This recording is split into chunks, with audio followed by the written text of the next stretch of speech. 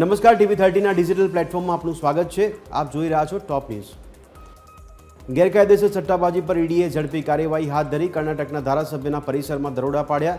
ઈડીએ કર્ણાટક, રાજસ્થાન, મુંબઈ અને ગોવામાં 30થી વધુ સ્થળોએ પાડ્યા દરોડા। તો રશિયા અને ચીને ભારતીય ઉત્પાદનો માટે તેમના બજારો ખોલવાની જાહેરાત કરી છે। રશિયા અને ચીનમાં અમેરિકન બજારને વળતર આપવું એ એક મોટો પડકાર છે। રશિયા અને ચીનમાં ભારતીય ઉત્પાદનો માટે ખૂબ જ મર્યાદિત તકો છે। જોધપુર જતી એર ઇન્ડિયાની ફ્લાઇટ અચાનક પાછી ફરી હતી। મુંબઈ એરપોર્ટ પર હંગામો મચી ગયો હતો। એર ઇન્ડિયા અનુસાર કોકપિટ ક્રૂએ સ્ટાન્ડર્ડ ઓપરેટિંગ પ્રક્રિયાનું કર્યું છે પાલન।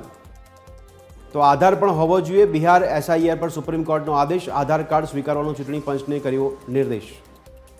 આગામી 7 દિવસ ભારે વરસાદની આગાહી। સૌરાષ્ટ્ર, ઉત્તર અને દક્ષિણ ગુજરાતના જિલ્લાઓમાં અતિ ભારે વરસાદની આગાહી। 40થી 50 કિલોમીટર પ્રતિ કલાકની ઝડપે ફૂંકાશે પવન।